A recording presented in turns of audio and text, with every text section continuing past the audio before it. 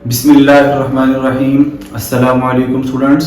आज का हमारा लेक्चर क्लासिफिकेशन पर है। लास्ट लेक्चर में हमने क्लासिफिकेशन तक डिस्कस किया था, उसकी डेफिनेशन हमने देखी थी। आज हम एम्स को डिस्कस करेंगे, तो आइए हम स्टार्ट करते हैं। तो अगर हम देखें एम्स ऑफ क्लासिफिकेशन, तो इसके आपकी बुक में दो एम्स लिखे हुए हैं। The first is to determine similarity and differences among organisms so that they can be studied easily, and the second is to find evolutionary relationship among organisms। अब अगर हम इनको देखें, एक्सप्लेन करें, तो हम ऑर्गेनिज्म को ग्रुप्स में इसलिए डिवाइड करते हैं कि जो ऑर्गेनिज्म एक दूसरे के साथ सिमिलरिटी रखते हैं उनका हम एक अलग ग्रुप बना देंगे। मिसाल से समझेंगे, जिस तरह लायन और टाइगर, इनका जो जीनस है वो सेम है, पैंथेरा। तो हमने इनको एक ही जीनस में क्यों रखा? क्योंकि इनमें सिमिलरिटीज जो हैं वो मिलती थी। दैट्स व्हाई हमने क्या किया, इनको एक ही ग्रुप में रख दिया, जो कि एक जीनस है, लेकिन स्पीशीज डिफरेंट है, तो हमने इनकी स्पीशीज डिफरेंट में रखा इनको।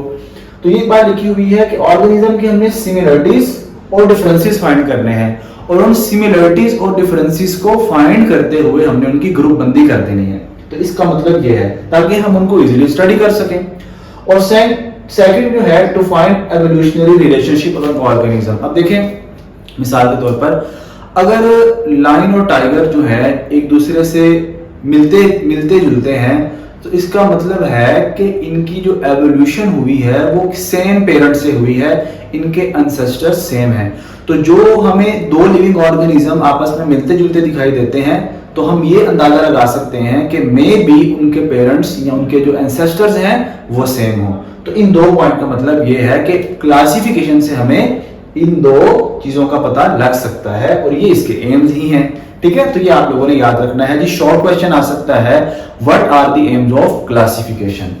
नेक्स्ट अगर हम देखें तो बेसिस ऑफ क्लासिफिकेशन है। तो अगर पहले हम मिसाल से समझते हैं, इस तरह अगर हम किसी स्कूल या कॉलेज में जाएं, तो कॉलेज में डिफरेंट सेक्शन बने होते हैं और डिफरेंट क्लासेस होती हैं। बायो वाले अलग होंगे, कंप्यूटर वाले अलग होंगे, स्टैट वाले अलग होंगे, फिजिक्स वाले अलग होंगे, मैथ्स वाले अलग होंगे। तो ये क्यों उनको डिवाइड किया हुआ है, क्यों उनको क्लासिफाई किया हुआ है? क्योंकि जितने भी मैथ के स्टूडेंट हैं वो मैथ पढ़ते हैं, जितने बायो के स्टूडेंट हैं तो बायो पढ़ते हैं।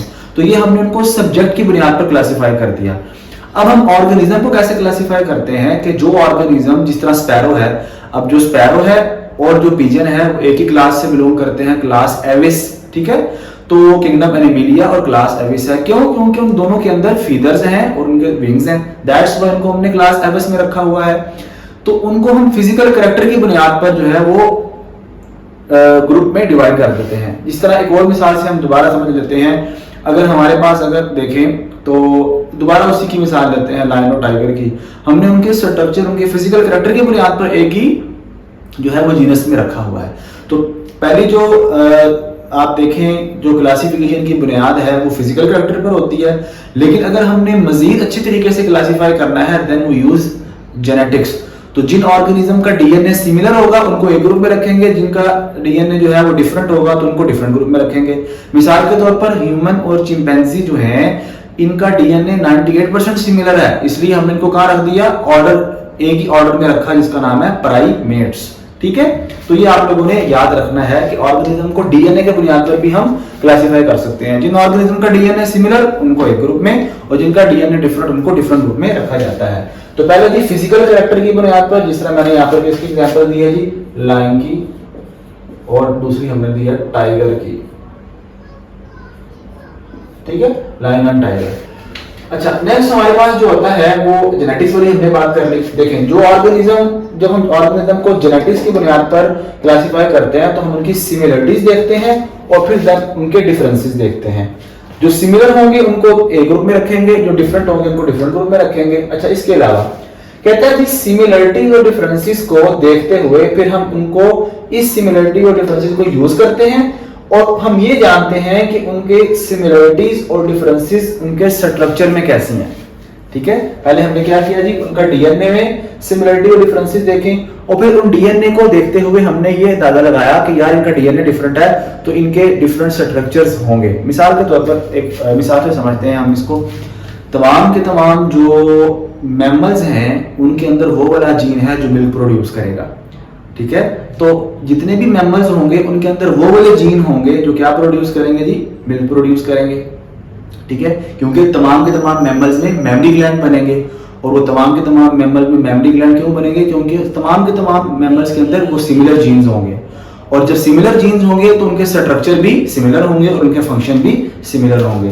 तो ये बात उसने लिखी हुई है कि हमने इनकी सिमिलरिटी और डिफरेंसेस को यूज करना है, और फिर हमने उनके स्ट्रक्चर में हम ये जानते हैं कि उनका स्ट्रक्चर कैसा होगा जो कि सिमिलरिटी और डिफरेंसेस शो करेगा। यहां तक जो है आप लोगों को समझ आ गई होगी। नेक्स्ट अगर हम देखते हैं तो इसके एडवांटेजेस क्या है, ये हमारे पास जो था ये क्लासिफिकेशन थी, एम्स और उसके बेसिस थे। बेसिस हमने दो तरीके से देखे कि हम उनके फिजिकल कैरेक्टर की बुनियाद पर भी कर सकते हैं और जेनेटिक्स की बुनियाद पर भी कर सकते हैं। ठीक है, अब जो एडवांटेजेस हैं, पहली एडवांटेजेस ये है कि हम क्या करते हैं जी, सिमिलर ऑर्गेनिज्म को जो है वो ग्रुप बना लेते हैं। जो सिमिलर ऑर्गेनिज्म होंगे वो उनको हम एक ग्रुप में जो है वो रख देंगे। उसका फायदा क्या होगा, उसका फायदा ये होगा कि हमें आसानी हो जाएगी क्या समझने में, उनके कैरेक्टरिस्टिक्स। मिसाल के तौर पर मेरे पास कोई एक इंसेक्ट है, तो मैंने देखा कि यार इस इंसेक्ट की 6 लेग्स हैं और इसके 3 पोर्शन हैं, तो मैं फौरन से पहले कहूंगा कि यार ये एक ऐसा कीड़ा है जो इंसेक्ट से बिलोंग करता है। क्यों? क्योंकि मैंने उसके कैरेक्टर्स देख लिए, क्योंकि हमने पहले से ही ये जो क्लासिफिकेशन की हुई है वो हमने ऑर्गेनिज्म की क्लासिफिकेशन की हुई है on the basis of different characters. जिस तरह मैंने कहा कि इसके 3 पोर्शन होंगे, हेड, थोरैक्स और एब्डोमेन और लेग्स होंगी, तो हम उनको इंसेक्ट्स में रख देंगे। ठीक है, कोई भी ऑर्गेनिज्म जिसके कैरेक्टर इंसेक्ट से मिलते होंगे हमें फौरन पता लग जाएगा यार ये तो इंसेक्ट्स है। ठीक है, तो ये हमें कैरेक्टरिस्टिक्स का पता लग देता है। इसी तरह हम रिलेशनशिप देख लेते हैं ऑर्गेनिज्म का। जो ऑर्गेनिज्म सिमिलर है उनको एक ग्रुप में रखा, जो ऑर्गेनिज्म डिफरेंट है उनको डिफरेंट ग्रुप में रखा, तो हमें ये रिलेशनशिप का भी पता लगता है। और एवोल्यूशनरी हिस्ट्री भी, जो ऑर्गेनिज्म एक दूसरे के साथ सिमिलर होंगे हम उनको जो है वो ये कह सकते हैं कि इनके पेरेंट्स में भी क्या हो, सिमिलर हो, या इनके जो पेरेंट्स हैं वो कॉमन हो। तो ये तीसरी बात हमने एवोल्यूशनरी हिस्ट्री में भी देख ली। अब नेक्स्ट जो पॉइंट है वो है जी प्रोवाइड्स फ्रेमवर्क। फ्रेमवर्क किसे कहते हैं? कोई प्लेटफॉर्म को कहते हैं, ये एक बेसिक स्ट्रक्चर को कहते हैं जी। अकॉर्डिंग टू योर बुक, जब हम ऑर्गेनिज्म को क्लासिफाई करते हैं तो हम उनको जब स्टडी कर रहे होते हैं और उनको कंपेयर करते हैं, तो कंपेयर जब करते हैं डिफरेंट स्पीशीज को, हम डिफरेंट स्पीशीज को क्या करते हैं जी, जो क्लासिफिकेशन होती है वो हमें प्रोवाइड करती है एक फ्रेमवर्क जिसमें हम ऑर्गेनिज्म को स्टडी करते हैं और उनको कंपेयर करते हैं, और हमें ये पता लगता है कि एक ऑर्गेनिज्म दूसरे ऑर्गेनिज्म से कितना डिफरेंट है और उसके अंदर क्या क्या डिफरेंसेस पाए जाते हैं। तो इसको भी हम किस पे क्लासिफिकेशन की बुनियाद पर हम ये देख सकते हैं। इंटर रिलेशनशिप का मतलब होता है कि एक ऑर्गेनिज्म दूसरे ऑर्गेनिज्म से कितना रिलेटेड है या उसके अंदर कितनी सिमिलरिटीज हैं या डिफरेंसेस हैं। तो हमने क्या देखा जी इंटर रिलेशनशिप में कि क्लासिफिकेशन क्या करता है जी, एक्सप्लेन करता है inter relationship among various organism, different organism के दरमियान इंटर रिलेशनशिप को एक्सप्लेन करता है, जो पहले भी हमने देख चुके हैं। ये सारा रिलेशनशिप वही बात दोबारा कर रहा है कि हम ये देख सकते हैं कौन सा ऑर्गेनिज्म डिफरेंट है, कौन सा ऑर्गेनिज्म सिमिलर है, फिर उसकी ग्रुप बंदी कर देते हैं, उनको हम क्लासिफाई कर देते हैं। ठीक है, तो वेरियस ऑर्गेनिज्म को हमने एक दूसरे से कंपेयर करना है। जिस तरह ह्यूमन और चिंपैंजी को हमने कंपेयर किया, जब हमने कंपेयर किया तो हमने देखा यार इनका डीएनए तो सिमिलर है, तो हमने उनको एक ही प्राइमेट्स में जो उनका एक ऑर्डर है उसमें रख दिया। Identification of the new species. अब देखें, ऑफ कोर्स जब हमें कोई नई स्पीशीज नजर आएगी तो हम उसको पहले कंपेयर करेंगे पहले से मौजूद ऑर्गेनिज्म जो होंगे। अगर वो उनके साथ मिलता जुलता है या उसी जैसा है तो हम कहेंगे यार ये न्यू स्पीशीज नहीं है।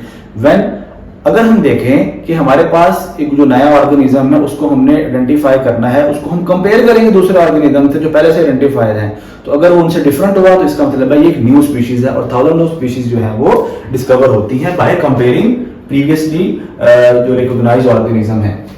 और इनका एवोल्यूशनरी रिलेशनशिप भी हम फाइंड कर सकते हैं। जो हमें नई और जो स्पीशीज मिलेगी हम उसको देखेंगे कि यार इसके कैरेक्टर किसके साथ मिलते हैं, तो जिसके साथ उसके कैरेक्टर्स मिलेंगे उस ऑर्गेनिज्म के, तो हम ये कह सकते हैं कि मे बी ये वाला जो न्यू स्पीशीज, जो न्यू डिस्कवर स्पीशीज हुई है और जो पहले से डिस्कवर स्पीशीज है, अगर इनके कैरेक्टर मिलते हैं तो हम कह सकते हैं मे बी कि इन दोनों के एंसेस्टर्स क्या हो, सेम हो, तो हम इनका एवोल्यूशनरी रिलेशनशिप भी फाइंड कर सकते हैं। और कॉमन लैंग्वेज, और आखिरी पॉइंट है जी कॉमन लैंग्वेज का। अगर हम देखें तो हमारे पास जितने भी ऑर्गेनिज्म होते हैं जब हम उनको क्लासिफाई करते हैं तो हम उनको एक स्पेसिफिक नेम दे देते हैं, जो हमारा टॉपिक अभी नेक्स्ट आएगा बाइनोमियल नोमेनक्लेचर वाला। तो अगर हम ऑर्गेनिज्म को जब एक कॉमन लैंग्वेज में एक कॉमन लैंग्वेज में नेम दे देते हैं, मिसाल के तौर पर अब ऑनियन है, ऑनियन का जो एक साइंटिफिक नेम है वो एलियम सीपा है, तो दुनिया में जहां भी ऑनियन का नाम होगा वो एलियम सीपा ही होगा साइंटिफिक वर्डिंग में। तो जब हम कहीं भी जाएंगे रिसर्च करने के लिए तो हमें मुश्किल नहीं होगी, क्योंकि तमाम के तमाम जो साइंटिस्ट हैं उनको ये पता है कि एलियम सीपा साइंस में जो है वो ऑनियन को कहते हैं। तो ये हमें एक कॉमन लैंग्वेज प्रोवाइड करता है। ठीक है, तो यहाँ तक उम्मीद है आप लोगों को समझ आ गई होगी। और शॉर्ट क्वेश्चन कैसे बनेगा जी, what are the aims of classification, what are the basis of classification और what are the advantages of classification. ये लॉन्ग आ सकता है आपको 4 से 5 नंबर का, और ये 2 नंबर के शॉर्ट आएंगे। आज तक के लिए इतना ही। नेक्स्ट लेक्चर तक के लिए इजाजत दीजिए। अल्लाह हाफिज।